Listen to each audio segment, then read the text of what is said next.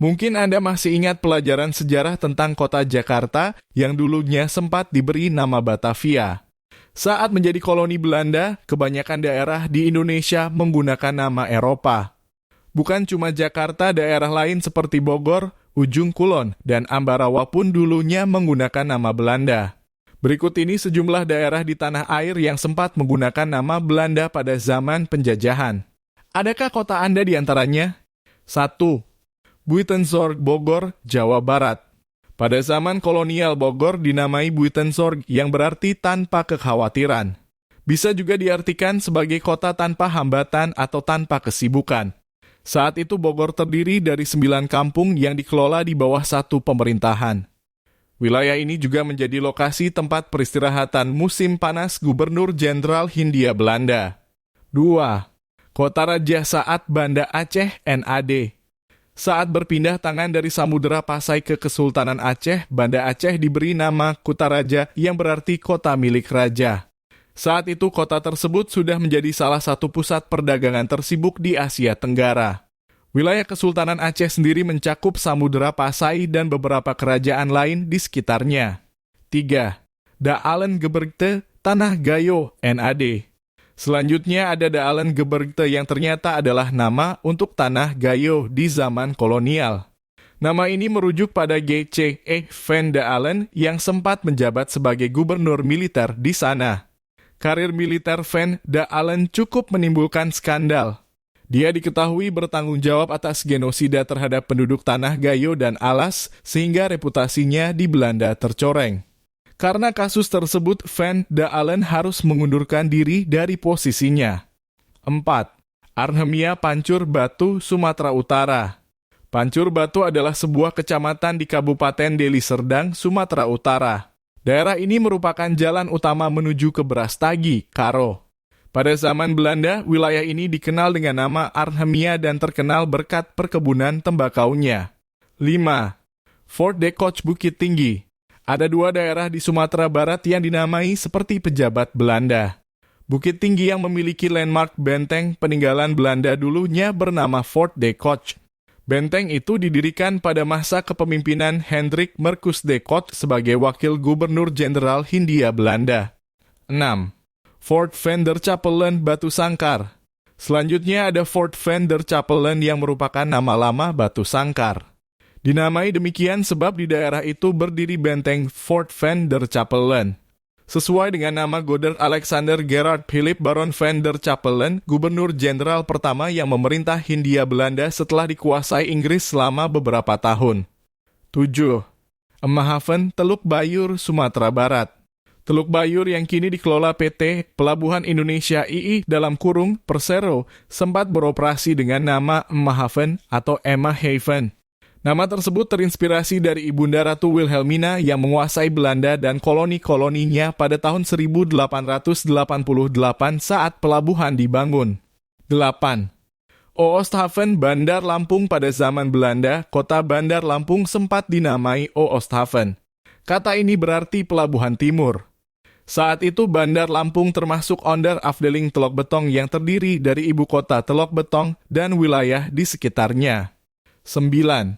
Benco Olen, Bengkulu. Benco Olen adalah nama lama Bengkulu.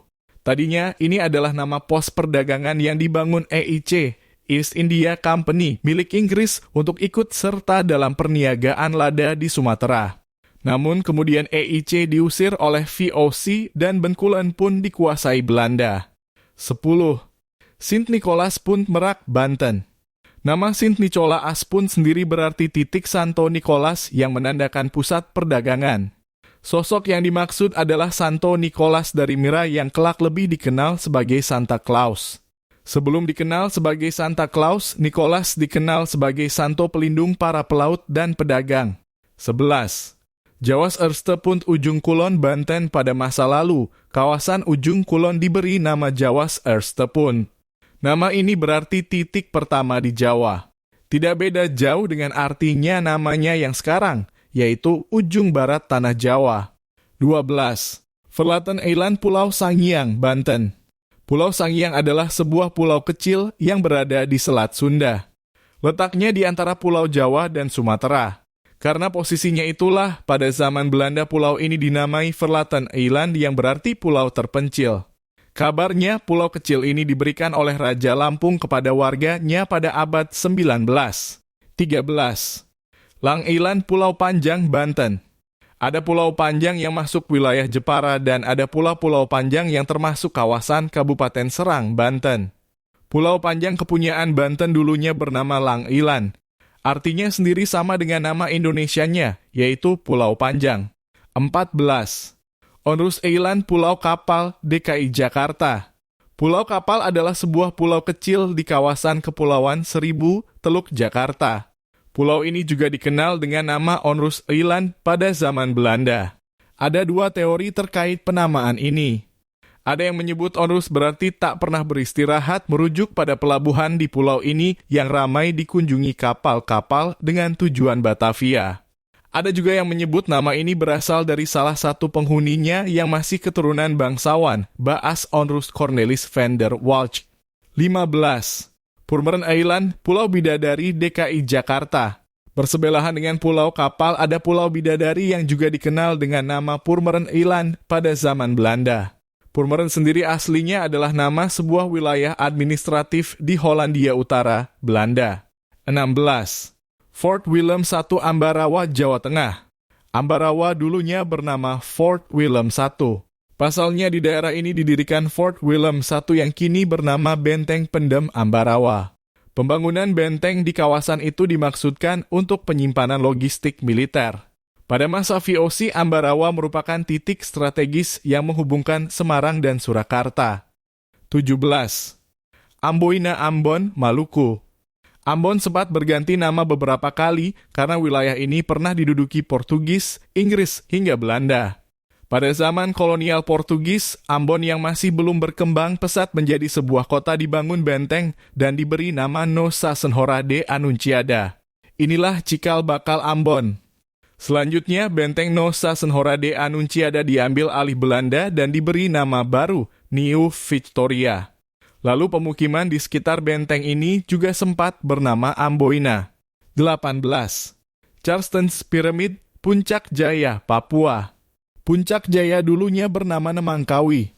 Nama Charleston's berasal dari Jan Charleston Soon, seorang penjelajah dari Belanda. Charleston Soon adalah orang Eropa pertama yang menyaksikan puncak bersalju di sana pada tahun 1623. Karena saat itu dianggap tak mungkin gunung di dekat garis khatulistiwa bisa berselimut salju, pengakuan Charleston Soon soal Puncak Jaya dianggap bualan sampai 2 abad kemudian. 19. Wilhelmina Top Puncak Trikora, Papua. Gunung tertinggi ketiga di Indonesia punya banyak nama. Warga setempat menyebutnya Etiakup. Para pendaki mengenalnya dengan nama Puncak Trikora. Sementara di zaman Belanda, gunung tersebut dinamai Wilhelmina Top. Nama Wilhelmina diambil dari Ratu Wilhelmina yang menguasai kerajaan Belanda. Nama tersebut digunakan sejak tahun 1905 hingga 1963 ketika Indonesia mengambil alih Papua Barat. 20. Batavia Jakarta. Batavia yang kini bernama Jakarta adalah ibu kota Hindia Belanda. Kota ini didirikan di wilayah pelabuhan Jayakarta yang dikuasai Kesultanan Banten sebelum direbut Belanda. J.P. Koen ingin menamai Jakarta sebagai Nieuwe Hollandia, namun De Heren 17 di Belanda memutuskan untuk menamakan kota ini menjadi Batavia. Batavia sendiri merujuk pada nenek moyang bangsa Belanda, etnis Jermanik yang hidup di tepi sungai Rhine pada masa Romawi. Itulah beberapa nama daerah di Indonesia pada zaman dulu dan sekarang, dan masih ada beberapa lagi daerah yang belum disebutkan.